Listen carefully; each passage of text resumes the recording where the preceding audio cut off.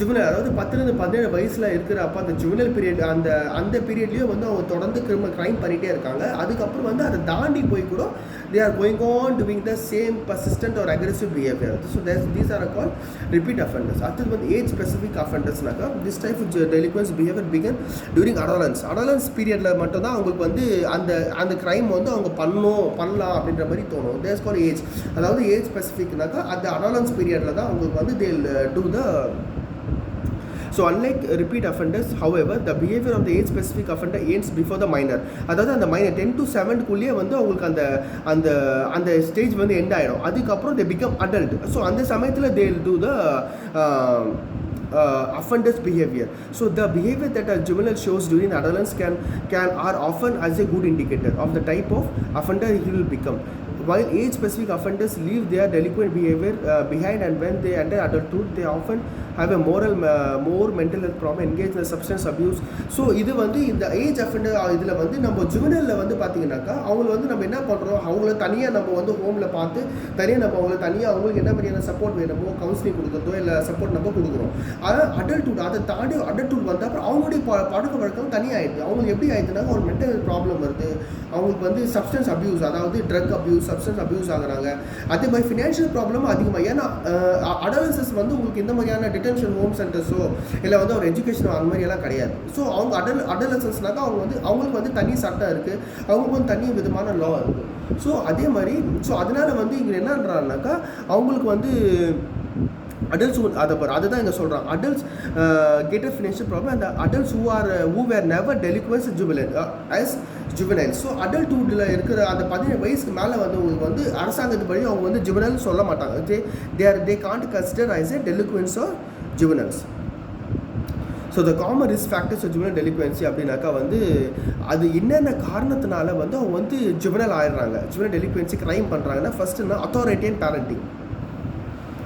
Authority பேரண்டிங்னாக்கா ஒரு ஹார்ஷாக, அதாவது ரொம்ப திட்டிகிட்டே இருக்கிறது, எப்போ பார் வந்து அவங்கள வந்து எதனா சொல்லிகிட்டே இருக்கிறது, அவங்கள கஷ்டப்படுத்துறது, அவங்களுக்கு வந்து ஃபிசிக்கலாக அவங்கள வந்து எதனா துன்புறுத்துறது வந்து அத்தாரிட்டியன். அதாவது நான் சொல்ல மாதிரி தான் நீ கேட்கணும், நான் சொல்ல மாதிரி தான் நீ பண்ணணும், நான் சொல்ல மாதிரி தான் நீ செய்யணும் அப்படின்றது தான் வந்து அத்தாரிட்டியன் பேரண்டிங். ஸோ அது வந்து அவங்களுக்கு என்ன ஆகுது, சில காரணத்தினால வந்து டிசிப்ளினரி ஆக்ஷன்ஸ் அவங்க போயிடுறாங்க. நெக்ஸ்ட்டு வந்து பீர் அசோசியேஷன், யூஸ்வலி ரிசல்ட்டிங் இந்த leave adolescent supervise encouraging the child engage. Peer அசோசியேஷன்னாக்க அவங்க வயசில் இருக்கிறவங்க, அந்த வயசில் இருக்கிறவங்க இப்போ 10 வயசில் இருக்கிற பையன் வந்து என்ன செய்கிறானோ அது இவனும் செய்வான். ஸோ அவன் செய்கிறான், நம்ம ஏன் செய்யக்கூடாது அப்படின்ற மாதிரி, தட்ஸ் கால் பீர் அசோசியேஷன். அடுத்து வந்து லோ சோஷியோ எக்கனாமிக் ஸ்டேட்டஸ், அதாவது அவங்க குடும்பத்தில் வந்து சோஷியோ எக்கனாமிக் ஸ்டேட்டஸ் ரொம்ப லோவாக இருக்கும், அவங்க ரொம்ப கஷ்டமாக இருக்கும். ஸோ அந்த காலத்தில் அவங்க திருட்டில் இறங்குவாங்க. ஸோ இதுதான் அது வந்து பர்மிசிவ் பேரண்டிங்னாக்கா அவங்களுக்கு வந்து lack of consequences for bad behaviour, அதாவது அவங்களுக்கு பிஹேவியரே வந்து பேடாக இருக்கும். அதாவது permissive parenting can broken down into 2 categories. One, neglectful parenting which lack in importance, and individual parenting which enable the bad behavior. அதாவது பெர்மிசிவ் பேரண்டிங் வந்து 2 விதமாக இவங்க வந்து கேட்டகரியாக பிரிக்கிறாங்க. ஒன்று வந்து நெக்லெக்ட்ஃபுல் பேரண்டிங், அதாவது அவங்க பசங்க சரியாக பார்த்துக்கிறதில்ல, சரியாக கேர் பண்ணுறதில்ல, சரியான தகுந்த அவங்களுக்கு அந்த லவ் கொடுக்குறதில்ல.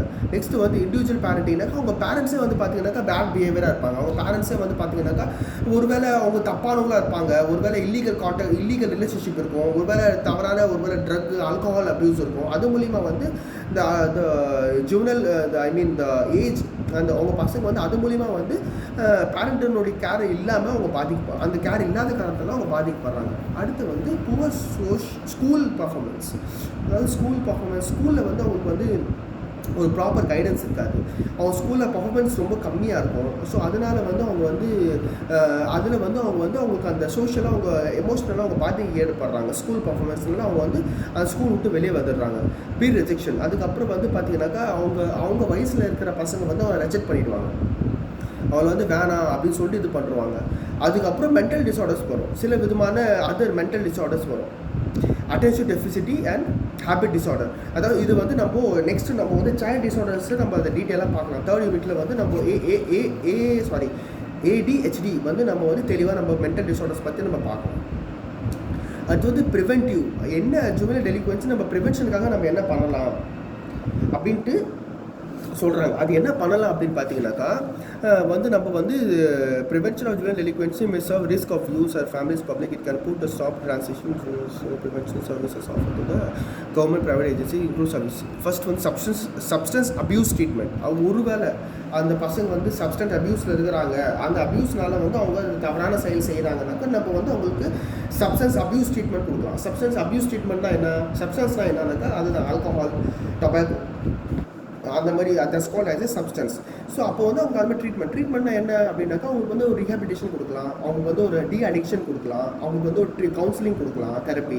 So these are the substance abuse treatment. அடுத்து வந்து ஃபேமிலி கவுன்சிலிங், அதாவது ஒரு ப்ராப்பர் ஃபேமிலி கவுன்சிலிங், அதாவது அவங்க அப்பா அவங்க அம்மா அவங்களுடைய பசங்களை வர வைத்து அவங்க ஒரு ப்ராப்பர் ஃபேமிலி கவுன்சிலிங் கொடுக்கலாம். அடுத்து வந்து இண்டிவிஜுவல் கவுன்சிலிங் அப்படின்னாக்கா அந்த சம்மந்தப்பட்ட நபர் அந்த பையனுக்கு வந்து நம்ம வந்து ஒரு இண்டிவிஜுவல் ஒரு பையனோ ஒரு பொண்ணுக்கோ நம்ம வந்து we can give individual counselling. அப்போ பேரண்டிங் எஜுகேஷன், அதாவது நம்ம இப்போ ஒரு பையனே ஒரு பொண்ணு நம்ம எப்படி பேரண்டிங் பண்ணணும், நம்ம எப்படி வந்து அவங்கள வந்து கவனிச்சிக்கணும், நம்ம எப்படி அவங்கள நேரத்தை செலவழிக்கணும், நம்ம எப்படியெல்லாம் வந்து நம்மளோட எமோஷனல் சப்போர்ட் அவங்களுக்கு கொடுக்கணும், சைக்கலாஜிக்கல் சப்போர்ட் கொடுக்கணும் அப்படின்ட்டு வந்து நம்ம வந்து அவங்களுக்கு வந்து ஒரு ப்ராப்பர் பேரண்டல் எஜுகேஷன் கொடுக்கணும். அதுதான் ஃபேமிலி பிளானிங் சர்வீஸ். அதாவது இத்தனை பசங்க தான் உங்களுக்கு இருக்கணும், அதுக்கப்புறம் இருக்கக்கூடாது, அது ஒன்று. இன்னொன்று வந்து ஃபேமிலி வந்து நம்ம எப்படி பிளான் பண்ணி நம்ம ஃபேமிலி ரன் பண்ணுறது அப்படின்ற மாதிரி இது ரெண்டு விதமாக நம்ம எடுத்துக்கலாம். ஃபஸ்ட்டு வந்து நம்ம வந்து ஃபேமிலி பிளானிங், அதாவது ஒரு ஃபேமிலி எவ்வளோ தான் குழந்தைங்க இருக்கணும் அப்படின்ற வந்து ஃபேமிலி பிளானிங். அடுத்து வந்து நம்ம வந்து ஃபேமிலி வந்து எப்படி பிளான் நம்ம நடத்துறது, ரெண்டு விதமாக நம்ம இது எடுத்து சொல்லலாம். So the availability of education encouragement minus obtaining education place a role large preference. அப்போது அதே மாதிரி அவங்களுக்கு எஜுகேஷன் வந்து நல்லா இருக்கணும், அதாவது எஜுகேஷன் வந்து அவங்களுக்கு அக்சசபிலிட்டியாக இருக்கணும். அப்போது எஜுகேஷன் அக்சசபிலிட்டி அதிகமாக இருந்துச்சுனாக்கா அவங்களுக்கு வந்து அந்த எஜுகேஷன் மூலிமா வந்து அவங்களுக்கு வந்து ஒரு ப்ராப்பர் அவேர்னஸ் கிடைக்கும், ஒரு ப்ராப்பர் ஒரு விதமான நாலேஜ் கிடைக்கும். ஏன்னா இப்போ வந்து நம்ம இந்த தப்பு செய்யக்கூடாது, இப்போ நம்ம எஜுகேஷன் நம்ம படிக்கிறது போனப்போ நமக்கு வந்து சொல்லிக் கொடுப்பாங்க இதெல்லாம் வந்து தப்பு, இதெல்லாம் வந்து ரைட்டு. பேரண்ட்ஸ் சொல்கிறது இல்லாமல் டீச்சர்ஸும் வந்து நமக்கு சொல்லிக் கொடுப்பாங்க. ஸோ அப்போ வந்து நம்மளுக்கு வந்து என்ன தோணுனாக்கா, ஓகே ஸோ இதெல்லாம் தப்பு இதெல்லாம் ரைட்டு நம்மளுக்கு தெரிய வரும். ஸோ எஜுகேஷன் அதை தான் சொல்கிறேன், education plays very large role in prevention of juvenile delinquency because education promotes a social cohesion, help the children are all ages to learn the good choices. அப்போ எஜுகேஷன் வந்து அவங்களுக்கு என்ன சொல்லுதுனாக்கா ஒரு குட் என்னென்ன மாதிரியான சாய்ஸஸ் இருக்குது, விருப்பம் இருக்குன்னு சொல்லிக் கொடுக்குது, செல்ஃப் கண்ட்ரோல் ப்ராக்டிஸ் பண்ணி சொல்லிக் கொடுக்குது, சோஷியலாக அவங்களுக்கு எப்படி நடந்துக்கணும், சோஷியல் கோஹெஷன்னாக்கா சோஷியல் அவங்க எப்படி நடந்துக்கணும், எப்படி இருக்கணும் அப்படின்றது சொல்லிக் கொடுக்குது. So these are the things to.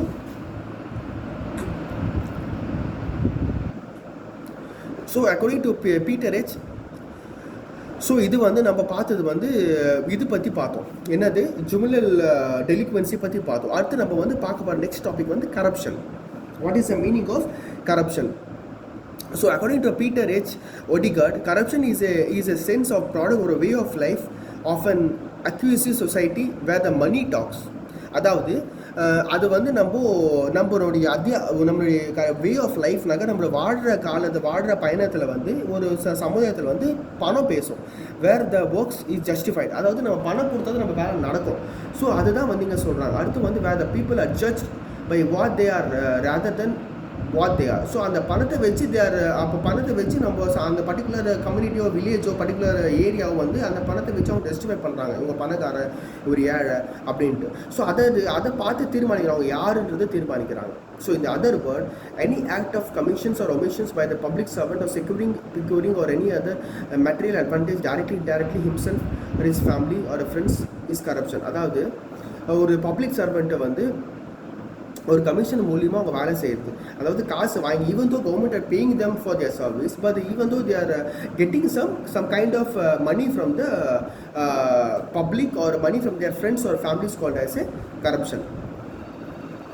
So in the legalistic jargon in the Indian Penal Code, a corrupt person is the one who is being expecting to be a public servant, accept or obtains and agree to accept or attempt to obtain from any persons or himself or any other person's any gratification whatever other than the legal remuneration. So இதில் என்ன Indian penal code இது எப்படி define பண்ணுனாக்கா, corrupt பர்சன்றவர் வந்து public even தூ அவங்க வந்து public சர்வெண்ட்டாக இருந்தும் government அவங்கள பே பண்ணியும் லீகல் ரெமுனரேஷன்னாக்கா லீகலாக கவர்மெண்ட் அவங்களுக்கு வந்து தகுந்த பணம் கொடுத்தும் அவங்க வந்து மக்கள்கிட்ட வந்து எந்த விதமான ஒரு விஷயங்கள் எடுத்துக்கிறதோ இல்லை அப்டெயின் பண்ணிக்கிறது வாங்கிக்கிறதோ எல்லாம் ஏற்றுக்கிறதோ அந்த மாதிரிலாம் இருந்துச்சுனாக்கா these are called as a other as a motive or reward of doing or forbearing any kind of official act or showing a forbearing to show in the exercise of the official function. அதாவது தன்னுடைய வேலைக்கு வந்து அவங்க செய்யக்கூடிய வேலையை வந்து அவங்க reward வாங்கிக்கிறது, மக்கள்கிட்ட இருந்து ரிவார்டு எடுத்துக்கிறது, ரிவார்டு வாங்கிக்கிறது, ரிவார்டு அப்டெயின் பண்ணிக்கிறது.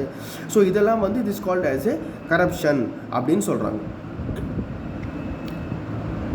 அப்போ இன்னும் டெஃபினேஷன் நம்ம பார்க்கலாம். இப்போ இது மொத்தம் நம்ம 3 டெஃபினேஷன் பார்த்தோம். ஒருவேளை உங்களுக்கு அது கஷ்டமாக இருந்தால் அடுத்த டெஃபினேஷன் பாருங்கள். Corruption has direct bearing or on the stability of the government of the state. He thinks that the main factors are responsible for increasing the corruption. அடுத்து நம்ம பார்க்க போகிறது வந்து ஃபேக்டர்ஸ், அதாவது main ஃபேக்டர்ஸ்னாக்கா little loyalty to the community as a whole, whether the local or national level. According to the Maitrel, implies a strong loyalty, less inclusive groups, family, caste, ethnic, religious, linguistic community. அதாவது என்னன்றானாக்கா அவர் என்ன யோசிக்கிறார், மைண்டில் என்ன யோசிக்கிறாக்கா முக்கியமான factors for increasing corruption. எதனால் corruption increase ஆகுது அப்படின்னு பார்த்தா லாயல்ட்டி இல்லாமல் இருக்கிறது. அதாவது லாயல்ட்டினாக்கா அந்த உண்மை இல்லாமல் இருக்கிறது. அந்த உண்மை இல்லாமல் இருக்கிறதுனால வந்து கரப்ஷன் வந்து ஏறுது அப்படின்றாங்க. அடுத்து வந்து state of transition of colonial self government. அதாவது அந்த அரசாங்கம் எப்படி அமைக்கப்பட்டிருக்கு, ஒருவேளை அரசாங்கத்தில் நிறைய பேர் கரப்ஷன் வாங்குறாங்க அப்படின்னாக்கா அவங்களும் கரப்ஷன் வாங்குவாங்க. அடுத்து வந்து அவங்களுடைய பவரை வந்து டிஸ்கிரிஷனரி பண்ணுறது. அப்போ வந்து அவங்களுடைய பவரை வைத்து அவங்க வந்து லோ லெவல் வேஜஸ், அதாவது wide discriminative powers on and low level or real wages, அதாவது எனக்கு எவ்வளோ தான் தராங்க நீங்கள் இது கொடுங்க அப்படின்னு சொல்லி கேட்டு வாங்குறது. ஸோ இது வந்து அவங்க வேஜஸை வச்சு அவங்க வந்து கரப்ட் பண்ணுறது. அடுத்து வந்து அந்த ஒர்க்கிங் என்விரான்மெண்ட்டே வந்து பார்த்தீங்கன்னாக்கா ஒரு ஒர்க்கிங் வித்தின் சிஸ்டமே கரப்ட். அப்போது ஒரு வேளை அந்த ஒர்க்கிங் என்விரான்மெண்ட்டே கரப்ஷனாக இருக்கும். அப்படி இருக்கிறப்ப அவங்க என்ன பண்ணுவாங்கனாக்கா அவங்களும் வந்து காசு வாங்குவாங்க. ஸோ தீஸ் ஆர் த கரப்ஷனுக்கான ரிஸ்க் ஃபேக்டர்ஸ். ஸோ அடுத்து வந்து நம்ம பார்க்குறது வந்து இம்பேக்ட் ஆன் கரப்ஷன். இது கரப்ஷனால் என்ன மாதிரியான பாதிப்பு வரும்? ஃபஸ்ட்டு வந்து ஆர்கனைசேஷனல் இம்பேக்ட், அதாவது ஒரு விதமான ஒரு ஆர்கனைசேஷனில் கரப்ஷன் இருந்தால் என்ன ஆகும் அப்படின்னாக்கா ஃபினான்ஷியல் லாஸ் ஏற்படும். அந்த இடத்துல வந்து ஃபினான்ஷியல் லாஸ் வரும் கரப்ஷன் வாங்கிறதுனால. அதுக்கு அடுத்தது வந்து டேமேஜ், எம்ப்ளாயினுடைய பேர் வந்து டேமேஜ் ஆகும், அவனுடைய மொரால் வந்து டேமேஜ் ஆகும். அடுத்து வந்து ரெப்புடேஷன், அந்த பர்டிகுலர் ஆர்கனைசேஷன் ஒருவேளை இது இப்போ ஏதாவது ஒரு ஆஃபீஸில் கரப்ஷன் வாங்குறாங்கனாக்கா அந்த ஆஃபீஸோட ரெப்புடேஷன் ஒரு பேர் வந்து கம்மியாகும். அப்போ organisations focus resource diverted from the core business and service. அதாவது இப்போ அந்த கரப்ஷனால் என்ன ஆகுனாக்கா அந்த ஆர்கனைசேஷன் எதுக்காக அமைக்கப்பட்டது, ஒருவேளை சர்வீஸாக அமைக்கப்பட்டிருக்கோம், இல்லை ஒரு விதமான வியாபாரத்துக்காக அமைக்கப்பட்டிருக்கோம். பட் அந்த கரப்ஷனால் என்ன ஆகுது, அவனுடைய அந்த கோர் வந்து டைவர்ட் ஆகிடுது அப்படின்றான்.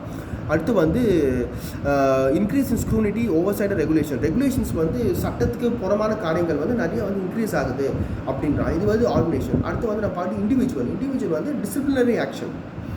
ஸோ இது மூலிமா வந்து பார்த்தீங்கன்னாக்கா டிசிப்ளினரி ஆக்ஷன் வந்து ஜாஸ்தி ஆகுது. ஏன்னா இது வந்து சட்டத்துக்கு புறமான ஒரு காரியம். இது பண்ணலாம் டிசிப்ளினரி ஆக்ஷன் அவங்க மேலே எடுக்கிறாங்க இண்டிவிஜுவல் மேலே. அது வந்து அவங்க இம்பாக்ட் ஆகுது ஒன்று. அடுத்து டெர்மினேஷன் ஆஃப் எம்ப்ளாய்மெண்ட், அதாவது எம்ப்ளாய்மெண்ட் வேல்யூ தான் அவங்க எடுத்துருது. அதுக்கு அடுத்து வந்து கிரிமினல் சார்ஜஸ், அதாவது வந்து அவங்க மேலே கிரிமினல் சட்டங்கள் போடுறது. அப்புறம் வந்து எஃபெக்ட் ஆகுது. இப்போ இது மூலிமா கரப்ஷன் மூலிமா என்ன ஆகுனாக்கா அவங்களுக்கு வந்து இது ரிலேஷன்ஷிப் எஃபெக்ட் ஆகுது. ஃப்ரெண்ட்ஸில், ஃபேமிலியில், கலீக்ஸில் வந்து அவங்க ரிலேஷன்ஷிப் எஃபெக்ட் ஆகுது. அடுத்து வந்து கம்யூனிட்டி ரீதியாக என்ன இம்பாக்ட், கம்யூனிட்டி ரீதியாக வந்து பார்த்தீங்கன்னாக்கா வேஸ்டேஜ் டேக்ஸ் பேயர் ஃபண்ட், அதாவது கம்யூனிட்டியில் வந்து அவங்க டேக்ஸ் பே பண்ணுறாங்க, டேக்ஸ் பே பண்ணி அவங்க டேக்ஸஸ் பே பண்ணுறது இல்லாமல் அவங்க வந்து லஞ்சமாக கொடுக்குறாங்க. இது அதே loss on goods and services. இந்த லஞ்சம் மூலிமா வந்து அவங்களுக்கு பார்த்தீங்கன்னா அவங்களுக்கு இந்த சமுதாயத்தில் வந்து கூட்ஸ் அண்ட் சர்வீசஸ் லாஸ் ஆகுது.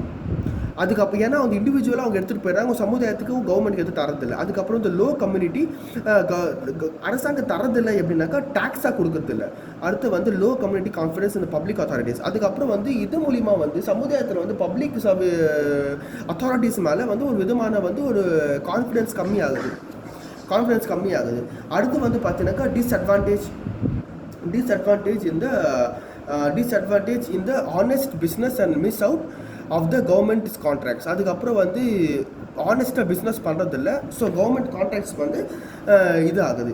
So these are the main impact. அதாவது நம்ம 3 க்ரைட்டீரியாவில் இம்பேக்ட் பார்த்தோம். ஒன்று வந்து நம்ம வந்து இண்டிவிஜுவலாக பார்த்தோம், இன்னொன்று வந்து ஆர்கனைசேஷனாக பார்த்தோம், இன்னொன்று வந்து நம்ம கம்யூனிட்டியாக பார்த்தோம். ஸோ மேபி நம்ம நெக்ஸ்ட் கிளாஸில் வந்து இதோட நான் வந்து கிளாஸ் எண்ட் பண்ணுறேன். மேபி நெக்ஸ்ட் கிளாஸில் வந்து நம்ம வந்து கம்யூனிட்டி கரப்ஷனை வந்து நம்ம எப்படி ஸ்டாப் பண்ணுறது அப்படின்றது பார்க்கலாம். ஸோ இன்றைக்கி நான் வந்து என்னென்ன உங்களுக்கு கிளாஸஸ் எடுத்தேன்னு பார்த்தா டிவோர்ஸ் எடுத்தேன், ப்ராப்ளம் ஆஃப் ஏஜ் எடுத்தேன், வயலன்ஸ் அகேன்ஸ்ட் விமனில் வந்து ஃபீமேல் இன்ஃபான்டிசைட், ஃபீமேல் ஃபார்ட்டிசைட், டவுரி எடுத்தேன், டொமஸ்டிக் வயலன்ஸ் எடுத்தேன், ரேப் எடுத்தேன், செக்ஷுவல் ஹராஸ்மெண்ட், ஈவ் டீசிங், அப்புறம் வந்து ஜுபிலன் டெலிக்வன்சி அண்ட் கரப்ஷன். கரப்ஷனில் வந்து வெறும் வந்து உங்களுக்கு வந்து meaning of corruption, definition of corruption, factors effects the corruption, அதுக்கப்புறம் இம்பேக்ட் ஆஃப் கரப்ஷன், இது வெளியே எடுத்திருக்கேன். மேபி நெக்ஸ்ட் கிளாஸில் வந்து I will teach you about the reduce of the corruption. Thank you.